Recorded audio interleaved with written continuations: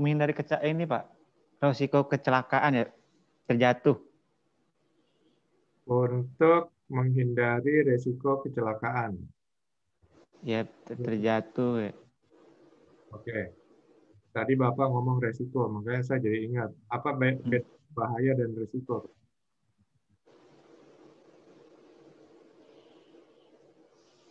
Maaf Pak, boleh diulang Pak?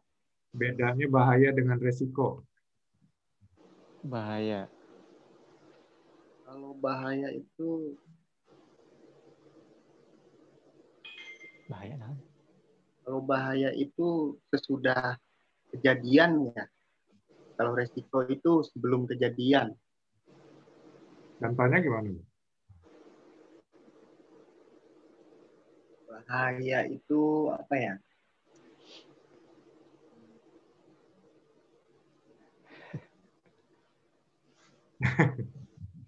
Aduh. Coba dijelasin aja Pak. Oh gitu, oke. Bahaya itu potensi yang dapat menimbulkan kerugian.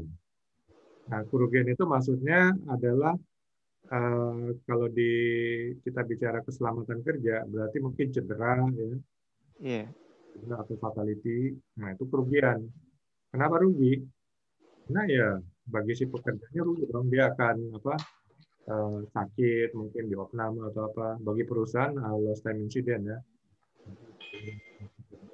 Pekerjaannya. Jadi kerugian. Nah, itu bahaya. Tapi belum terjadi ya potensi. Ingat potensi. Baru potensi ya. Belum terjadi. Kalau sudah terjadi namanya insiden. Kemudian kalau resiko, ya itu dampak dari bahaya tersebut. Jadi bahaya yang tidak dikendalikan, akhirnya menjadi suatu insiden. Nah, resiko sendiri juga belum terjadi sebenarnya. Jadi resiko itu bagaimana dampak dari bahaya ya dianalisa, sehingga orang tahu, oh ya bahaya ini dampaknya ini. Nah, baru kita kendalikan. Jadi yang dikendalikan itu resikonya, dampaknya, bukan potensinya. Ya. Nah, bahaya ini sendiri masih suatu yang bersifat subjektif. Subjektif itu artinya bukan fakta ya. Masih opini, pendapat kan, belum terjadi. Kalau sudah terjadi, ada bukti, ya, ada faktanya, itu namanya objektif. Sama dalam satu kalimat ya, objek itu adalah pelengkap penderita, berarti sudah ada bukti, sudah ada kejadian. Kemudian subjek itu yang melakukan suatu hal itu. Cuman yang dilakukan kan belum jelas. Sehingga subjek itu artinya sesuatu yang belum jelas ya, mungkin belum terjadi. Jadi bahaya itu subjektif ya, belum terjadi. Nah, kalau dampaknya yaitu resiko, itu sudah lebih mendekati hal yang objektif walaupun belum terjadi juga. Sehingga yang perlu dinilai adalah resiko. Jadi kembali kita lihat apa sih manfaat dan tujuannya working at height. Tadi saya bilang, dengan training ini, para pekerja menjadi tahu bahaya dan resiko dari bekerja di ketinggian. Nah, dengan mengetahui resiko, maka seseorang itu bisa dibangkitkan aware-nya, ya. Aware-nya, kepedulian, ya, kesadarannya akan bahayanya dan resikonya. Ya, mereka mau mengikuti usaha untuk mencegah kecelakaan ya, yaitu pengendalian resikonya. Itulah perlunya working at height. Mungkin aja tanpa ikut training working at height, seseorang itu juga punya awareness. Tapi dia mungkin belum tahu ya prosedur-prosedur mengendalikan resiko. Itu perbedaannya. Dengan pelatihan ini secara langsung. Kemudian apa saja yang dipelajari dalam working at height?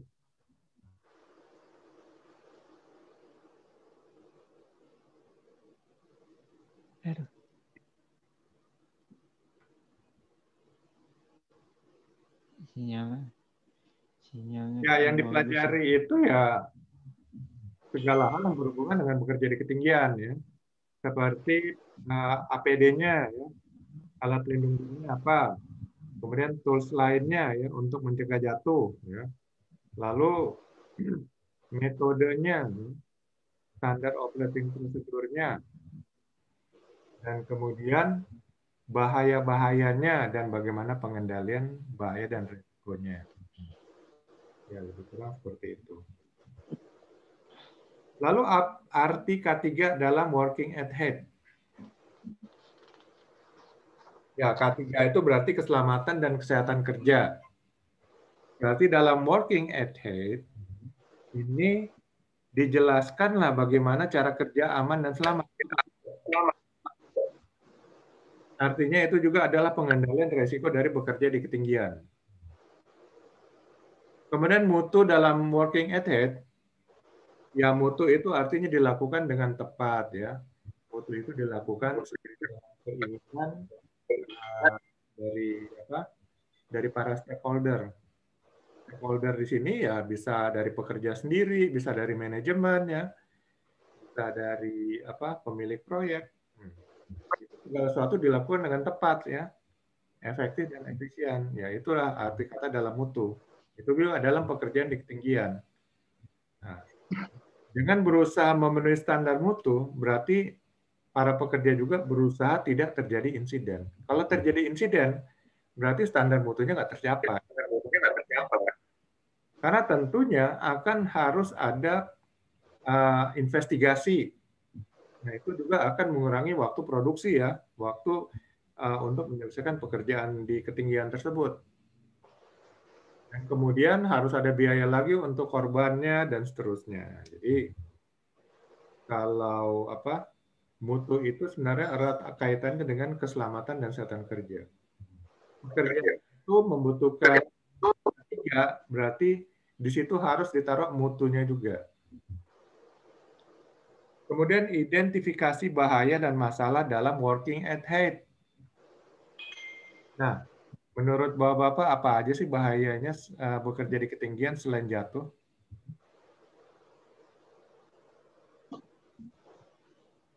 Pleset, Pak. Ya, pleset. Ya, pleset.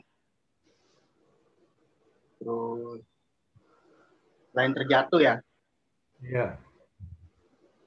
tersandung yang bisa menyebabkan jatuh juga kan Pak ya. Oke. Drop off. Ya, itu mungkin bahayanya. Jadi bahaya selain terjatuh ya mungkin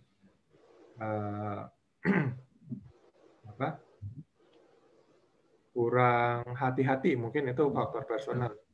Kurang hati-hati sehingga ya tadi bisa menyebabkan kepleset ya, kandung, dan kemudian juga kebanyakan kasus dia sudah pakai full body harness tapi lupa mencantumkan ya lanyardnya ke lifeline-nya. Ya begitu terjatuh ya terjatuh aja kayak kelapa jatuh gitu, brok gitu kan. Kalau dia pakai lanyardnya dicantolin ke lifeline-nya ya mungkin akan tertahan gitu. Ya itu gunanya pakai full body harness. Full body harness itu nggak akan berguna kalau lanyardnya ya penahan tubuhnya itu yang berhubungan dengan full body harness dicantolin ke lifeline.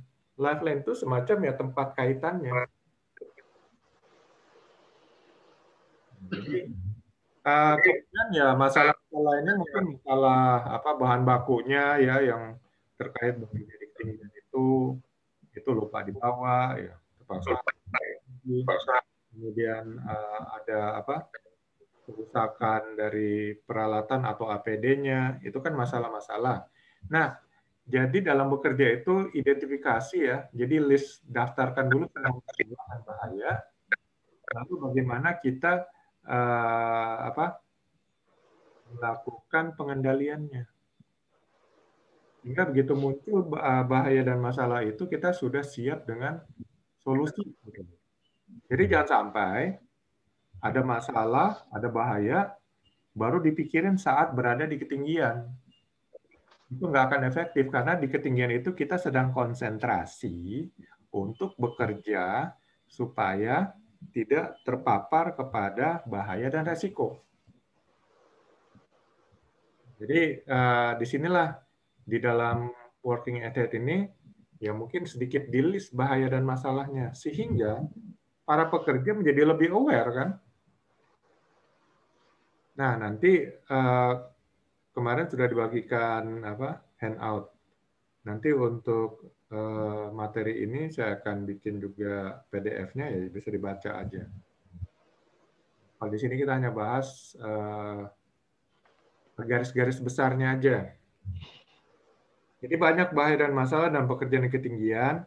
Jadi tugas Bapak-Bapak sebelum melaksanakan pekerjaan di ketinggian, identifikasi dulu ya, di list dulu ya, didaftarkan dulu semua bahaya, semua masalah yang mungkin terjadi. Sampai hal yang terkecil sekalipun, yang mungkin kayaknya ini jarang terjadi, tetap aja didaftarin ya. Sehingga saat kita menghadapi bahaya atau masalah tersebut, kita sudah siap, oh ini solusinya begini, ini solusinya begini. Dan kemudian analisa resiko ya, bahaya dan masalah, pengendaliannya kita analisa resikonya. Nah, di situ sekaligus kita kendalikan.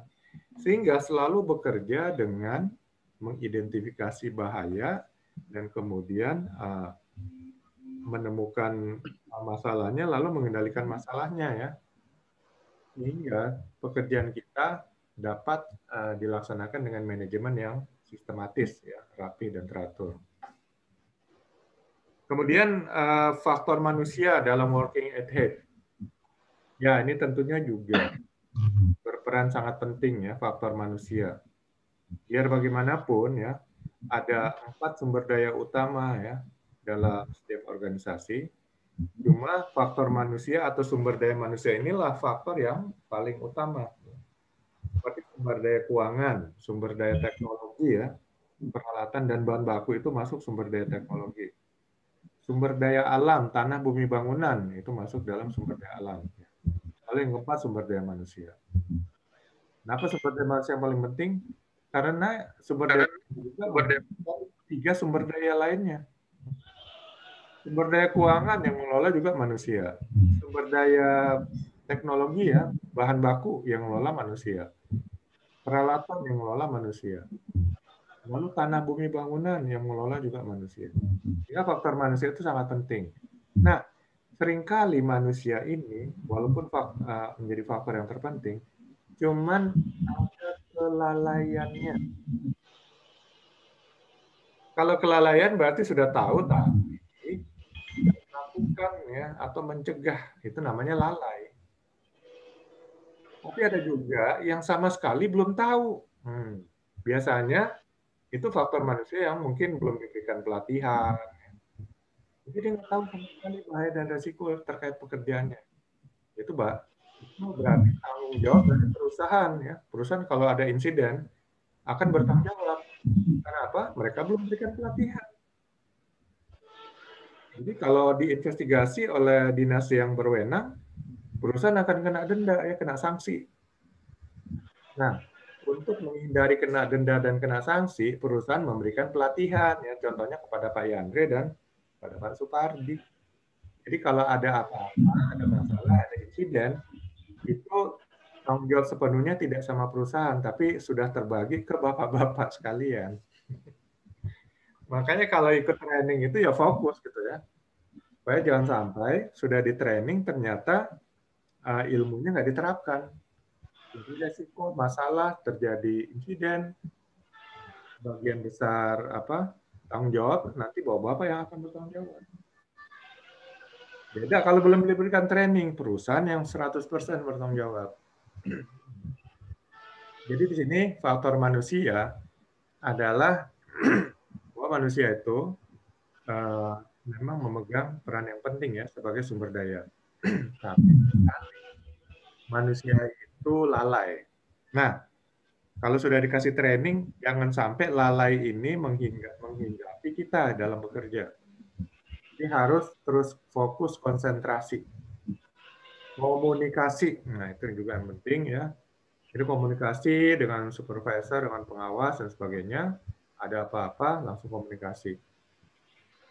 Supaya masalah sama-sama dipecahkan bersama. Jangan berusaha mengatasi masalah sendirian. Nanti ada tanggung jawab sendiri gitu.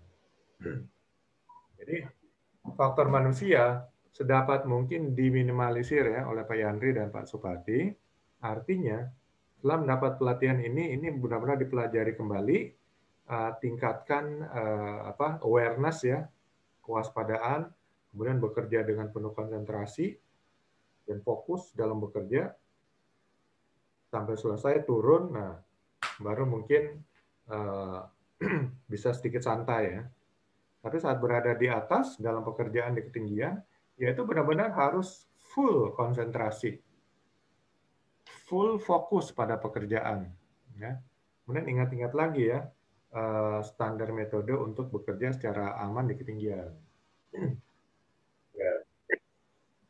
Itu faktor manusia sangat penting ya, memegang peranan penting dalam setiap aktivitas kerja, terutama bekerja di ketinggian.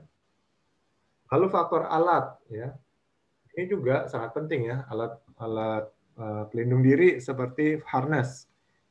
Nah, Bapak-bapak juga harus tahu ya apa fungsi harness. Harness itu ya sebenarnya alat untuk mencegah jatuh. Jadi kalau sudah pakai full body harness, lanyardnya dicantelin di lifeline ya, sehingga kalau nggak sengaja kepleset apa jatuhnya nggak ke bawah ya, tapi ketahan. Itu fungsinya. Atau mungkin pakai jaring-jaring, ya tergantung mana ya. Mungkin pakai jaring-jaring sehingga kalau jatuhnya jaring. Jadi perusahaan juga memikirkan cara yang efektif, ya, tapi efisien untuk hal keselamatan. Nah, kebanyakan memang sekarang yang memakai body harness ya.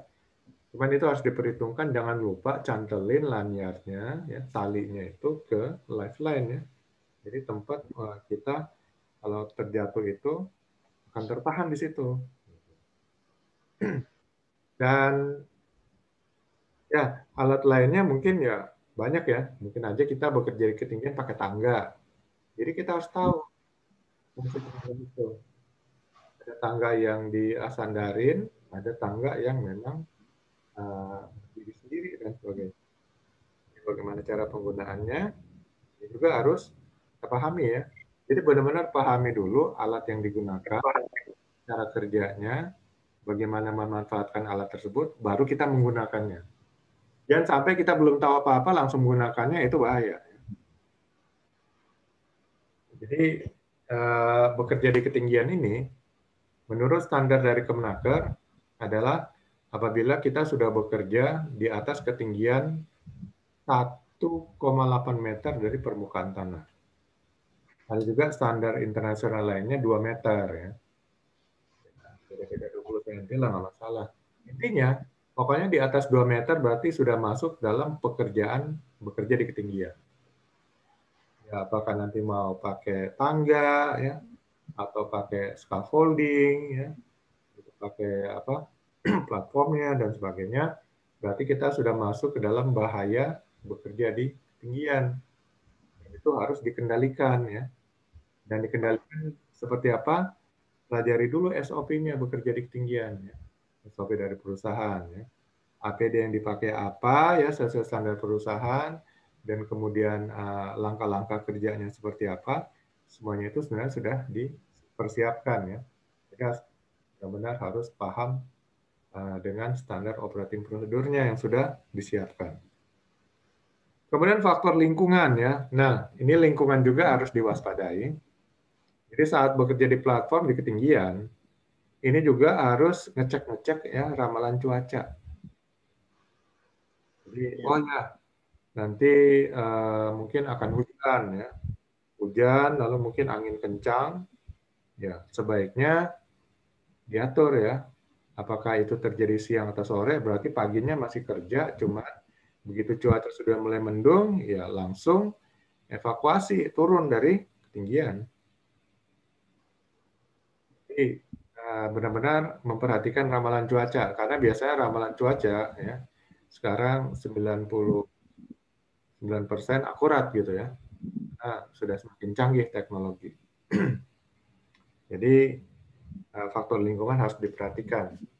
Kemudian mungkin akan ada petir ya. Nah, kalau petir ini kan bekerja ketinggian.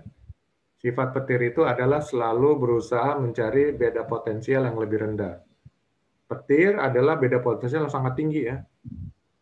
Mungkin bisa puluhan ribu volt. Nah, mereka mencari tempat yang lebih rendah itu bumi. Bumi ini nol.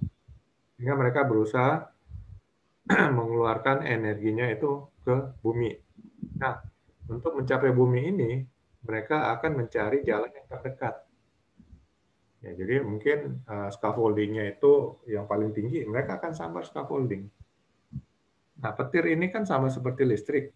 Scaffolding itu biasanya dari logam. Berarti kalau Bapak nggak pakai sepatu yang anti listrik, itu bisa kesetrum. Jadi pakai sepatu yang memang anti listrik, dan itu aman. Dan juga hati-hati, jangan saat petir-petir itu megang scaffolding-nya, ya sama aja kesetrum. Jadi perhatikan juga ramalan cuaca, kalau memang sudah ada hujan disertai petir, yang mendingan evakuasi aja sudah. Jadi turun ya, jangan mengambil risiko tambahan, karena berusaha mengejar target gitu ya. Kemudian faktor komunikasi dan kerjasama, ini juga penting ya. Hanya disediakan handy talkie itu selalu komunikasi ya ke pengawas. Kalau ada masalah, ada apa, langsung komunikasi. Sehingga jangan putus komunikasi. Karena biasanya penyebab terjadinya insiden itu adalah miskomunikasi. Atau komunikasi yang tidak nyambung. Kadang-kadang ini masalah ini bisa saya selesaikan sendiri. Mungkin bisa kita selesaikan, tapi sebaiknya diinformasikan kepada pengawas. Jadi kalau ada apa-apa, pengawas tahu gitu. Atau mungkin pengawas juga akan bisa memberikan masukan-masukan. Nah, jadi tetap komunikasi penting ya. Sehingga dari komunikasi ini akan terjalin kerjasama yang efektif. Kalau komunikasi tidak jalan, tidak akan terjadi kerjasama ya antara kita dengan teman kerja kita ya, sama-sama satu tim. Itu juga harus terjalin komunikasi yang efektif. Kemudian metode kerja. Jadi metode kerja ini termasuk mungkin standar operating procedure. Kalau SOP itu namanya sudah standar, jadi jangan kita pakai pemikiran kita sendiri, oh ini kayaknya lebih bagus, jangan. Langkah-langkahnya itu ikutin aja. Kalau enggak, ya berarti nggak disebut standar. Namanya sudah standar berarti itu sudah melalui suatu proses ya, suatu proses analisa ya, mungkin uji coba segala macam, dan itu sudah dinyatakan berhasil. Nah, jadi namanya standar itu berarti sudah dinyatakan yang lulus uji. Ikutin aja ya. Jangan pakai cara kita sendiri padahal kita sudah diberikan SOP. Kalau ada apa-apa, insiden, investigasi, ya ternyata salah kita. Nggak ikutin prosedur. Atau ada salah satu langkah di bypass. Nah, itu bisa mengandung resiko tambahan dalam bekerja di ketinggian. Kemudian faktor pengawasan ya. Jadi ada pengawas juga untuk bekerja di ketinggian. Dia inilah yang bertanggung jawab untuk mungkin masalah keselamatan ya, mutu dalam pekerjaan tersebut. Nah, kita harus selalu berhubungan nih, ya berkomunikasi secara efektif dengan pengawas. Ada masalah ya bicarakan dengan pengawas. Sehingga semua masalah mungkin hambatan ya bahaya itu bisa dikendalikan ya dan bisa dicarikan solusi yang efektif. Lalu untuk persiapan kerja ya ini juga harus memastikan bahwa kita yang bekerja di ketinggian ini dalam keadaan sehat ya, baik fisik maupun mental. Karena kalau salah satu terganggu ya, fisik, sedang sakit, itu akan mempengaruhi konsentrasi.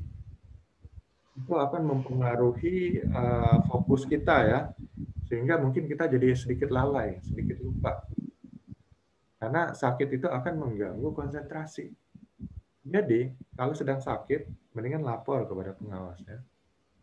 Jadi pengawas yang menentukan ya, kalau sakitnya nggak begitu parah. Apakah tetap lanjut kerja atau mungkin di hold dulu ya. Nah, di cancel dulu hari tersebut dan sebagainya. Kemudian, kalau sedang banyak masalah, lagi berantem sama pacar atau sama istri, jangan bawa-bawa dalam saat kerja. Kalau memang akibat berantemnya itu bikin depresi atau stres, mendingan lapor ke pengawas kayaknya nggak siap kerja hari itu. Jangan memaksakan diri dalam keadaan depresi atau stres untuk bekerja. Karena tentu saja akan mengurangi konsentrasi, mengurangi fokus, dan dampaknya mungkin bisa berakibat terjadinya kelalaian, dan kelalaian dapat menyebabkan terjadinya insiden. Ya, jadi untuk persiapan kerja, siapkan dulu fisik dan mental ya, bahwa Anda memang siap dan ready untuk bekerja. Dan juga persiapan lainnya adalah persiapan peralatan bahan baku ya, yang akan dipakai mungkin ketinggian, bagaimana cara membawanya, itu sudah diskusikan dengan pengawas. Dan kemudian hal-hal lain yang Anda perlukan untuk bekerja di ketinggian. Jadi jangan sampai nanti akhirnya naik turun hanya habis waktu hanya untuk mengambil sesuatu yang lupa. Jadi siapkan dulu segala sesuatunya untuk digunakan dan dipakai di pekerjaan Anda di ketinggian. Kemudian saat pelaksanaan kerja, nah disinilah kembali ya, fokus dan konsentrasi. Jangan sampai itu Anda lalai ya, fokus dan konsentrasi. Stick to the rule ya, perhatikan metode kerjanya, fokus kepada SOP-nya, ikuti langkah-langkah dalam SOP semuanya, gunakan APD yang sudah ditentukan dalam metode kerja, dan selalu komunikasi dengan pengawas, maka Anda bisa melaksanakan pekerjaan dengan efektif ya, aman dan selamat. Kemudian Anda lakukan catatan pekerjaan hari tersebut ya, setiap masalah yang Anda hadapi, ya, catat solusinya seperti apa. Ini akan berguna bagi pekerjaan Anda di selanjutnya ya. Sehingga saat Anda menghadapi masalah yang sama, Anda sudah ada solusi ya. Jadi nggak perlu cari-cari lagi mikirin solusi, tapi Anda sudah belajar dari pengalaman yang sudah lalu. Jadi mencatat itu penting ya. Lalu terakhir, Anda mungkin membuat laporan pekerjaan Anda kepada pengawas atau kepada manajemen. Jadi laporkan sesuai kejadian yang ada, masalah-masalah yang Anda hadapi, dan solusinya dan sebagainya. Ini semua tercakup dalam laporan. Dengan melakukan semua ini berarti Anda dapat bekerja dengan efektif dan Anda bekerja dengan performa yang terbaik ya. Tentunya perusahaan juga akan memberikan reward kepada Anda ya atas hasil kerja Anda yang bisa bekerja dengan aman, selamat, bermutu, yang berkualitas tinggi dalam bekerja di ketinggian. Ya, ini mungkin sedikit ringkasan ya. Nanti lain-lainnya mungkin bisa dibaca-baca lagi materi yang nanti akan saya bagikan dalam bentuk PDF juga. Ya, materi dari presentasi ini.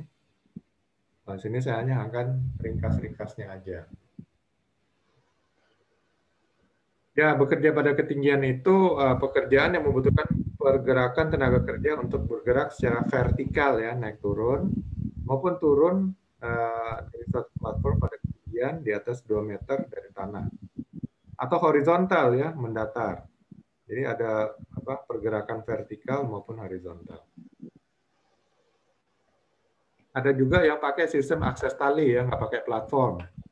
Ya, ini memerlukan keahlian khusus dan perlu latihan dulu ya, berulang-ulang supaya Anda terbiasa menggunakan akses tali.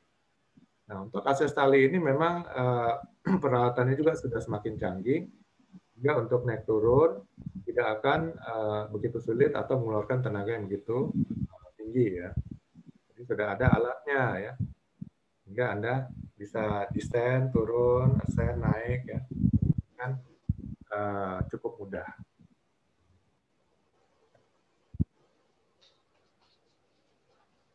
Sistem akses tali sangat efektif dan efisien untuk pekerjaan pemeriksaan pada sistem instalasi dan beberapa pekerjaan ringan sampai sedang, ya, pada posisi yang sulit dan yang membutuhkan kecepatan.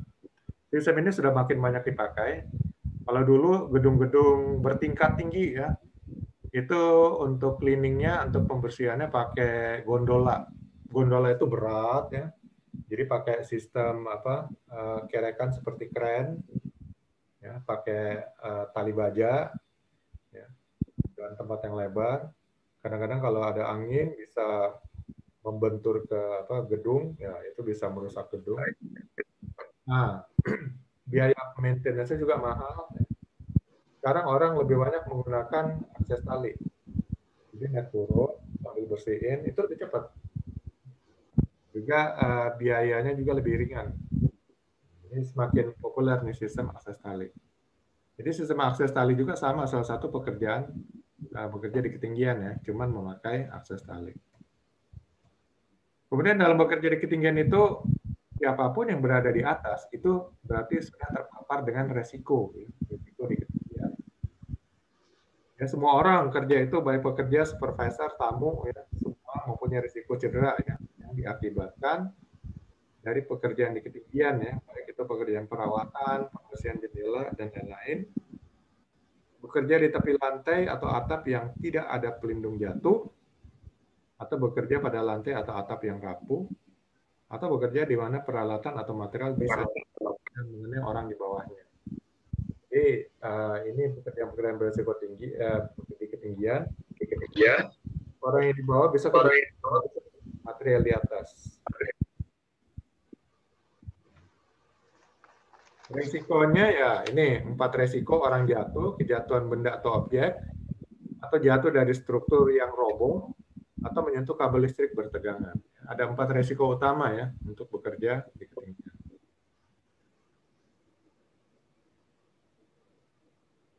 Ya, ini bahaya listrik, ya. Ini juga. Nah, ada orang yang takut dengan ketinggian, itu namanya fobia.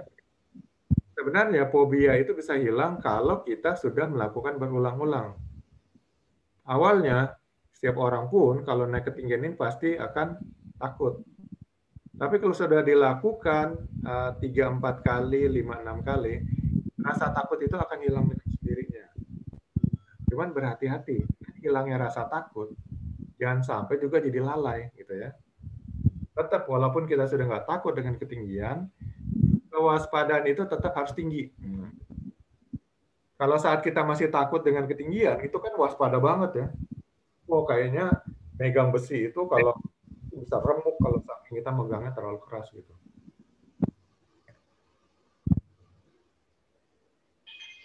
Ya, hierarki kontrol itu kontrol pengendaliannya, ya. Jadi kontrol pengendalian dari ISO 31000, ya, mulai dari menghilangkan resiko, mengganti peralatan atau bahan dengan resiko yang lebih rendah, atau mengatur desainnya, control engineering, mengatur administrasinya, dan terakhir dengan APD yang tepat.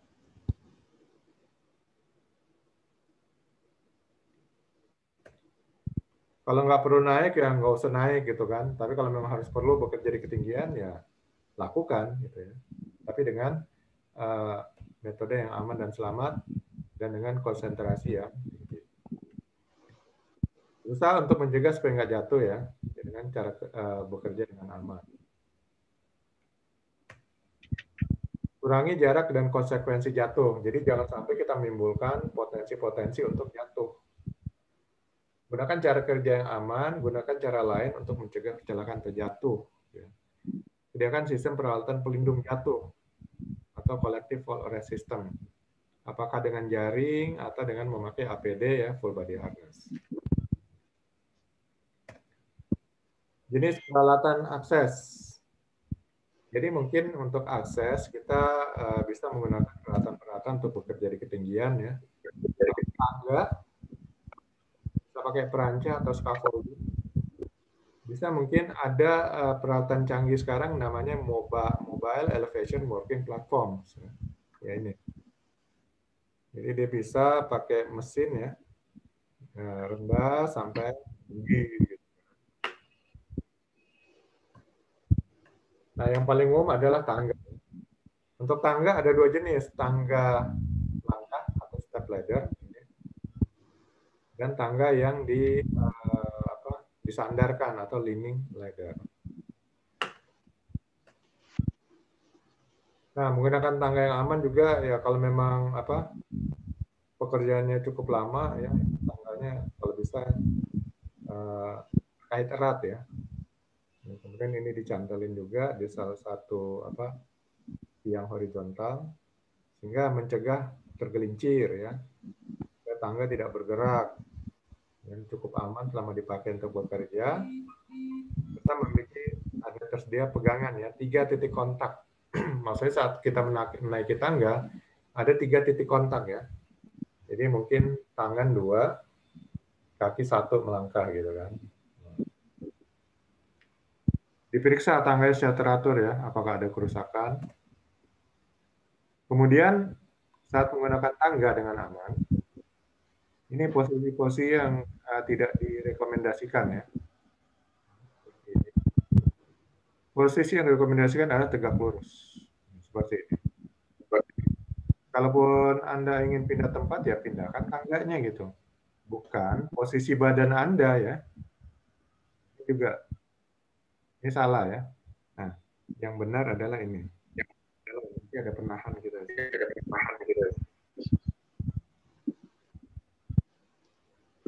Lalu posisi yang ya. Untuk tangga leaning ya, tangga yang disandarkan ini posisinya membentuk sudut siku-siku ya, dengan perbandingan 4:1. Jadi yang horizontal ini 1, yang vertikal ini 4.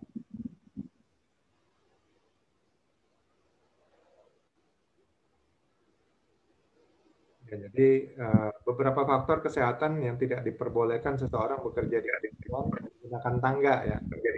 Antara lain sering pusing gitu kan, atau memiliki penyakit epilepsi, atau fobia takut ketinggian, atau gangguan pernafasan ya. Karena makin tinggi nanti udaranya itu makin tipis, oksigennya makin tipis. Jadi kalau ada gangguan pernafasan sebaiknya tidak bekerja di ketinggian. Atau gangguan fungsi sendi ya, sendinya udah kurang kuat untuk nanjak ya. Atau dipengaruhi oleh alkohol ya, atau obat-obatan, itu nggak boleh naik bekerja di ketinggian. Lalu ada juga tangga yang terpasang permanen ya, seperti di tangki-tangki ya, atau tempat-tempat tertentu, karena memang mungkin akan sering menggunakan aksesnya. Ini juga diharapkan tangga permanen vertikal itu punya ketinggian yang punya ketinggian ini di ketinggian harus diberi kurungan. Ini seperti ini nih. Kenapa? Ini akan mencegah kalau kita tiba-tiba kepleset ya. Ini masih ada penahan tubuh. Jadi kasih kurungan.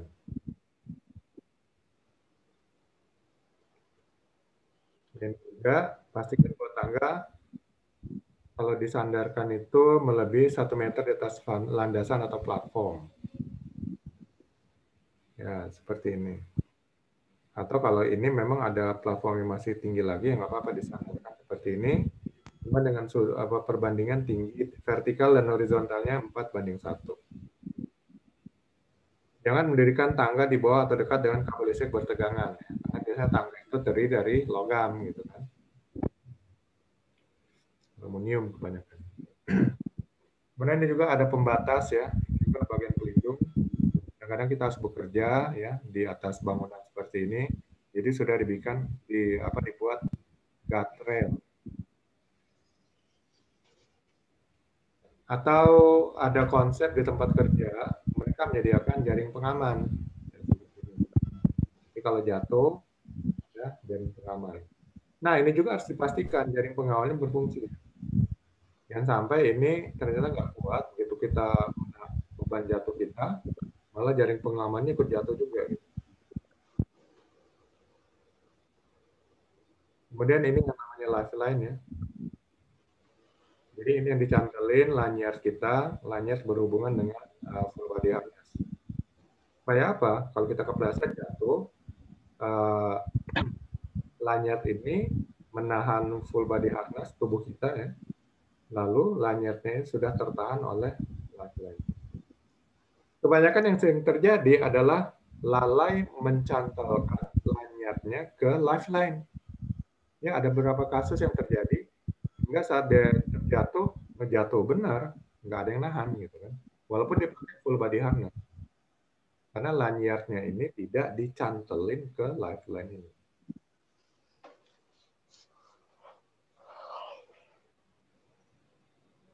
Kemudian untuk ini horizontal ya, horizontal lifeline, ada juga yang vertikal ya. Kemudian untuk personal fall protection ya, ini biasanya kita ada 4 hal yang perlu diperhatikan. Ada anchor, ada body wear ya, full body harness, pakai connector. Kemudian mungkin kita ditambahin deceleration device. Jadi untuk ngatur turun ya, mulus gitu. Ini full body harness ya. Ya, sesuai dengan bentuk tubuh.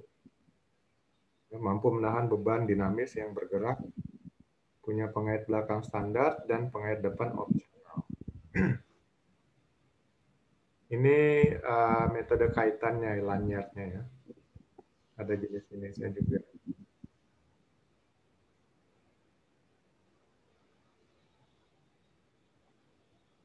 Kemudian fall arrestor ini juga ada rigid lifeline-nya, ada fleksibel ya. Jadi bisa juga sedikit panjang pendek. Kalau rigid berarti sudah tidak bisa panjang pendek. Ya nanti diatur sesuai kebutuhan karena mungkin kita sering dinamis atau bergerak. Jadi lanyardnya juga mungkin agak sedikit bisa bergerak. Sama seperti safety belt kita ya. Safety belt tarik dia bisa ini. Tapi kalau ada kejutan dia akan nahan. Jadi yang fleksibel lifeline ini juga dia fleksibel kalau bergeraknya normal perlahan. Tapi kalau tiba-tiba bergeraknya cepat pendek jatuh gitu, dia akan nahan. Jadi kayak safety belt gitu.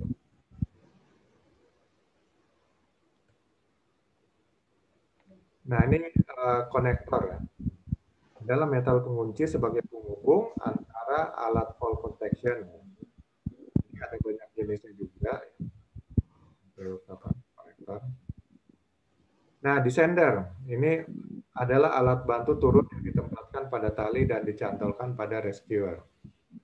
Jadi descender ini kalau sendernya akan bantu kita untuk naik. Nah, ini sebenarnya fungsi untuk akses tali ya. Kalau turun, kita turunnya juga nggak turun langsung gitu, nggak. Ya kita bisa atur perlahan-lahan gitu. Jadi dengan alatnya lebih memudahkan kita untuk naik dan turun. Tapi biasanya dipakai untuk akses tali yang tadi saya bilang ya.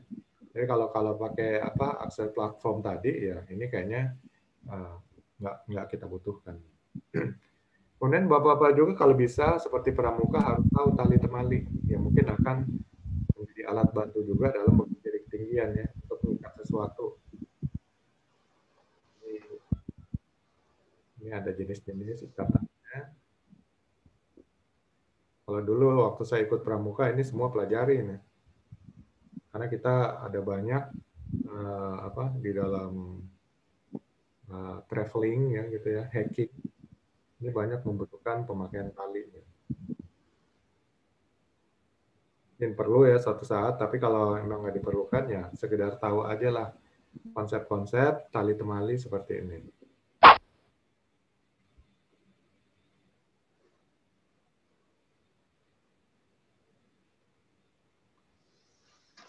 Oke, ini hanya ringkasan aja dan juga tanya jawab. Sekarang silakan bapak-bapak kalau ada pertanyaan mungkin kita sedikit bahas. Nanti materi ini sudah banyak saya hapus ya. Sudah banyak saya hapus, nanti saya kasih utuh, bisa dibaca-baca lagi dari slide ini dalam bentuk PDF.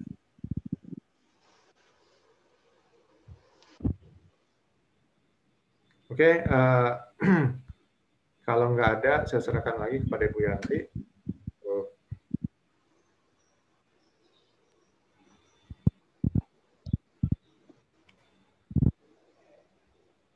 Ini belum di-unmute.